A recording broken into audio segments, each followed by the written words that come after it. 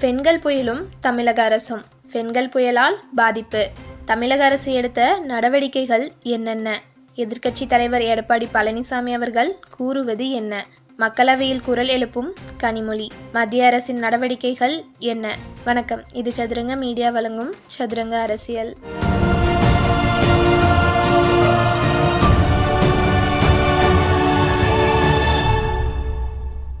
கடந்த வாரம் பெண்கள் புயலானது பாண்டிச்சேரியை கடந்து சென்றது. இது கடந்து செல்கையில் அதிக கனமழை பெய்து பாண்டிச்சேரி மட்டுமில்லாமல் அதனை சுற்றியுள்ள கடலூர், திருவண்ணாமலை, விழுப்புரம், மரக்காணம் ஆகிய இடங்களிலும் பெரும் வெள்ளம் ஏற்பட்டு மக்களை பெரும் துன்பத்திற்கு ஆளாக்கியது. இதைத் தொடர்ந்து மழைகள் படிப்படியாக குறைந்த நிலையில் இயல்பு நிலை கொஞ்சம் கொஞ்சமாக திரும்பியது. தமிழக அரசு சார்பில் முதல்வர் மு.க. ஸ்டாலின், துணை முதல்வர் உதயநிதி ஸ்டாலின் மற்றும் அமைச்சர் பெருமக்கள் அனைவரும் பாதிக்கப்பட்ட இடங்களில் நேரில் சென்று பார்வையிட்டு மக்களுக்கு தேவையான அனைத்து நடவடிக்கைகளையும் துரிதப்படுத்தினர். இதற்கிடையே நேற்று முன்தினம் யாரும் எதிர்பாராத வண்ணம் திருவண்ணாமலையில் மலைச்சரிவு ஏற்பட்டது. இந்த மலைச்சரிவு அங்கு குடியிருந்த வீட்டின் மேல் விழுந்ததால் அங்கு வசித்து வந்த 4 குழந்தைகள் உட்பட 7 பேரும் சிக்கிக்கொண்டனர். அவர்களை மீட்பு பணியில் ஈடுபட்டிருந்த பேரிடர் குழு தங்களால் முடிந்த அனைத்து பணியையும் சிறப்பாக செய்தனர். ஆனால் தொடர் கனமழையாலும் பின்பு அடுத்தடுத்து நிலச்சரிவாலும் பணியில் தாமதமானது. இதனால் நேற்று சிக்கியிருந்த 7 பேரும் சடலமாக மீட்கப்பட்டனர். இதையறிந்து துணை முதலமைச்சர் உதயநிதி ஸ்டாலின் அவர்கள் நேரில் சென்று பார்வையிட்டு அவர் சொந்தங்களுக்கு ஆறுதல் கூறினார். இத்துடன் முதல்வர் மு.க. ஸ்டாலின் அவர்கள் இறந்தவர்களுக்கு தலா 5 லட்சம் ரூபாய் நிவாரணத் தொகையாக அளிக்க உத்தரவிட்டார். இதனைத் தொடர்ந்து எதிர்க்கட்சி தலைவரான எடப்பாடி பழனிசாமி அவர்கள் விழுப்புரம், கிருஷ்ணகிரி ஆகிய மாவட்டங்களில் நேரில் சென்று வெள்ளத்தில் தவித்த மக்களுக்கு ஆறுதல் கூறியதுடன் திமுக அரசை விமர்சித்தார்.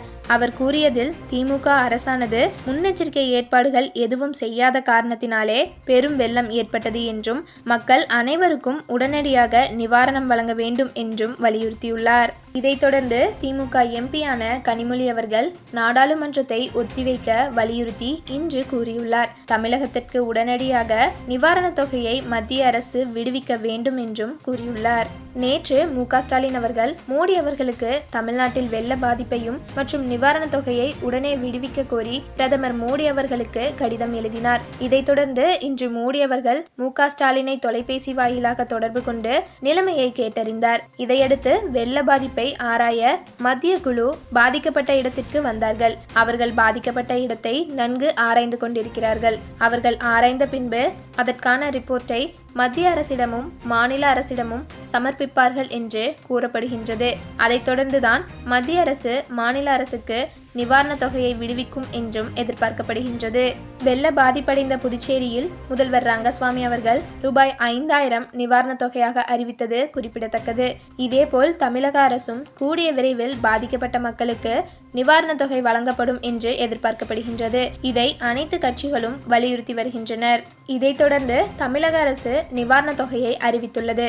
அதன் விவரங்கள் என்னென்னவென்றால், வெள்ளத்தால் பாதிக்கப்பட்ட மாவட்டங்களில் உள்ள குடும்ப அட்டைதாரர்களுக்கு ரூபாய் 2000 நிவாரணம், வெள்ள பாதிப்பில் சிக்கி உயிரிழந்தவர்களுக்கு குடும்பத்திற்கு ரூபாய் 5 லட்சம் நிதியுதவி, சேதமடைந்த குடிசைகளுக்கு ரூபாய் 10,000 இழப்பீடு, இரவை பாசன பயிர்களுக்கு ஹெக்டருக்கு ரூபாய் 17,000 இழப்பீடு, முழுமையாக சேதமடைந்த குடிசை வீடுகளுக்கு கலைஞர் கனவு இல்ல திட்டத்தின் கீழ் புதிய வீடு கட்டித்தரப்படும், மானாவாரி பயிர்களுக்கு ஹெக்டருக்கு ரூபாய் 8,500 இழப்பீடு, பல்லாண்டு பயிர்களுக்கு 22,500 இழப்பீடு, வெள்ளத்தில் உயிரிழந்த எருது, பசு உள்ளிட்ட கால்நடைகளுக்கு 37,500, வெள்ளத்தில் உயிரிழந்த வெள்ளாடு, செம்மறியாட்டிற்கு ரூபாய் 4,000 இழப்பீடு, வெள்ளத்தில் உயிரிழந்த கோழிகளுக்கு ரூபாய் 100 இழப்பீடு. இதைத் தொடர்ந்து சிறப்பு முகாம் மூலம் சேதமடைந்த வாக்காளர் அட்டை, ஆதார் அட்டை, குடும்ப அட்டைகளுக்கு சிறப்பு முகாம் நடத்தி புதிய சான்றிதழ் வழங்கப்படும்.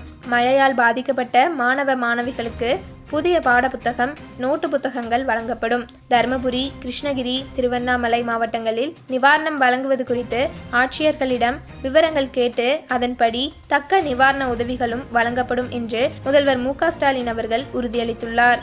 நன்றி. இது சதுரங்க மீடியா வழங்கும் சதுரங்க அரசியல்.